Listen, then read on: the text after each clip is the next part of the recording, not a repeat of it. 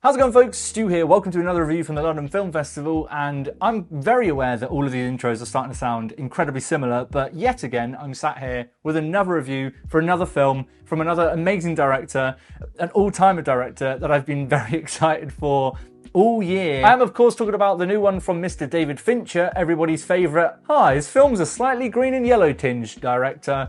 It's The Killer. And this is the second Hitman-related film I saw at the festival within the space of like under a week, right? Which feels somewhat strange. This one is a notable difference to the other one though, because, you know, Linklater made a big crowd-pleasing, charming, incredibly chemistry-fueled romantic comedy, I suppose. And David Fincher, he's just done his David Fincher thing again. That didn't sound hugely positive as it just fell out of my mouth, but I meant it in a good way, because at this point, I truly think I'd just watched David Fincher direct poop falling out of someone's butt for an hour. We need to get onto a review, but could you imagine that film? So, The Killer, as I just mentioned, it's a new one from David Fincher, director behind such classics as Fight Club, Zodiac, more recently Gone Girl, previous to that, Seven. Why am I doing this in a non-linear order? What am I doing? This one is based off a graphic novel series and is essentially about a hitman, you guessed it, who kills people. There we go, the dots are the killer, he kills. Just genius stuff. He's an incredibly precise and methodical hitman, but one of his jobs doesn't quite go exactly as planned. And so the film is essentially following the whirlwind that comes from that job going slightly different to how he would have liked it to have gone. And that has to be the most polite British way anyone's ever explained the plot of this film. So I will take that award gladly as soon as I can get it. But first up, Michael Fassbender here in the lead as... does the guy have a name? Is it just... I need to check this.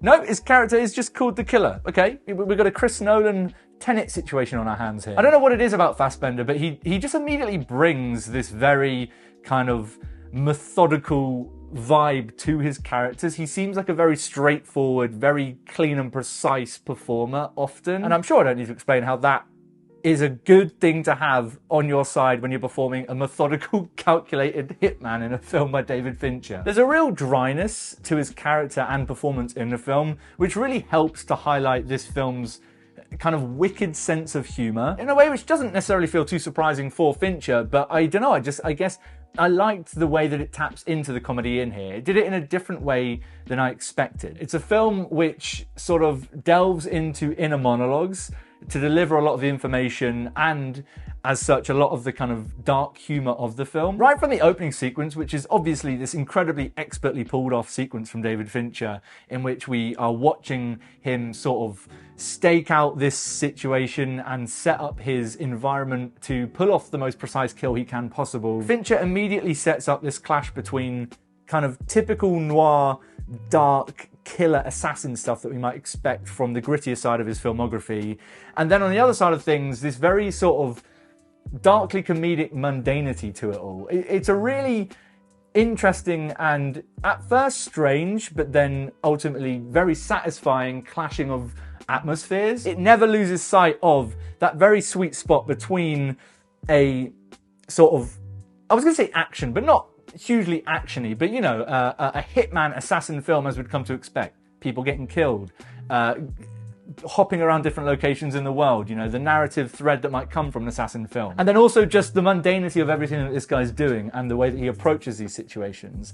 And I guess it makes entire sense that someone as methodical a filmmaker as David Fincher would be the one to pull that stuff out in such an expert way in the film. Every sequence and every chapter of this thing, it is, I should have mentioned, split into these very convenient little chapters around the locations that the killer ends up visiting through the film. But every one of them has a slightly different vibe to them, which I really liked, but also just sort of builds on this central dynamic between this assassin and the work he's having to do and the people that he's having to eventually find and take out or deal with. I worried for a little bit towards the beginning that it might end up feeling a little bit repetitive, and I'm not sure that it 100% avoids that entirely.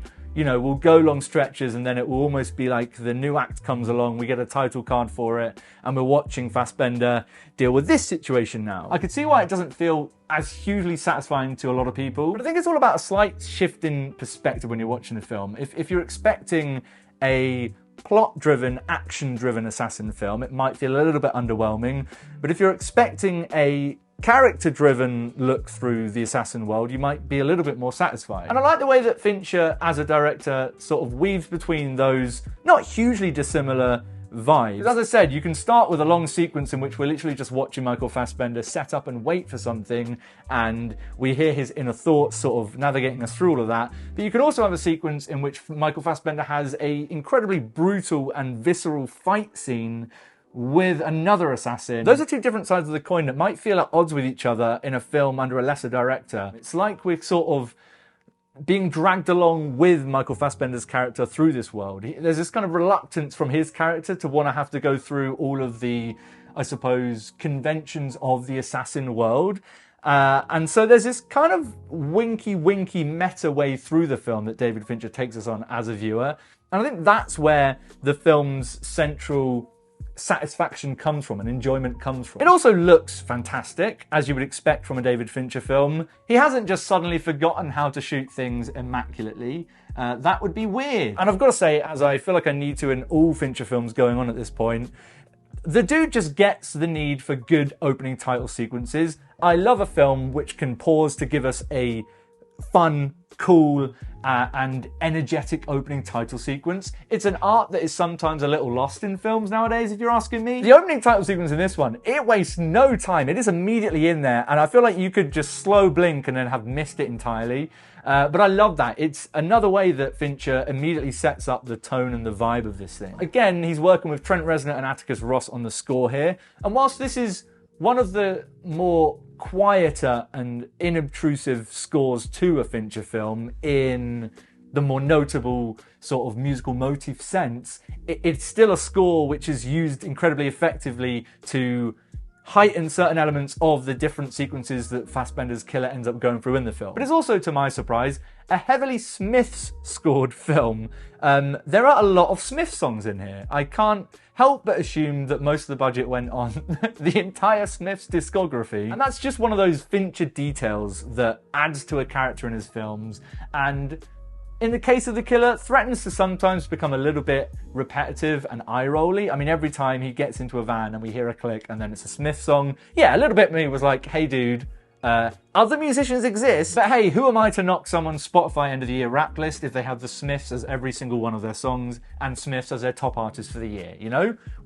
Different tastes. But on the subject of details, I think that's one of those things, again, that we've come to expect from a Fincher film, that if it wasn't in there, it would just feel totally alien. So I'm very happy to report that Fincher has again filled his film with many sort of funny or dark or twisted little details that all add to create this fantastic little character piece. Right from our killer's stakeout in a WeWork office, through to his various different names that he uses as disguises when he's flying around the world.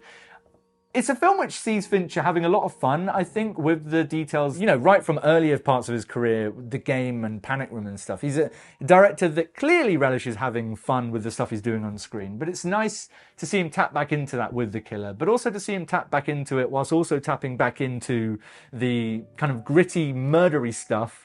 Gotta give a shout out, of course, as I usually do, to Tilda Swinton. You know at this point that I'm always here for anything Tilda Swinton does on screen. She is a very small but memorable and very pointed part of this film.